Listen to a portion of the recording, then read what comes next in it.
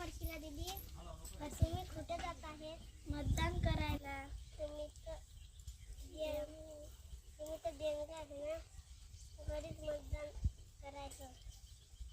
अहो चांदणी दीदी, मी गेली तर सगळे लोक जाणार. जे दिव्यांग नाही असतील, हातपाय असतील तरी नाही जाणार. ते दिव्यांग लोक असे वाटतं.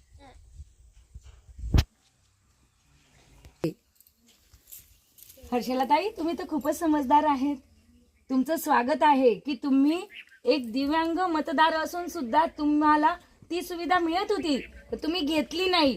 तर तुमचा आदर्श खरंच सगळ्यांनी घ्यायला पाहिजे. तुमचं स्वागत आहे. पण तरीही तुम्हाला जेव्हा वाटलं ना ताई की मला त्रास होत आहे मतदान करायला जाताना, तर तुम्ही आपल्या BLOंना सांगून घरीच मतदानाचा हक्क बजावू शकतात. हा, धन्यवाद.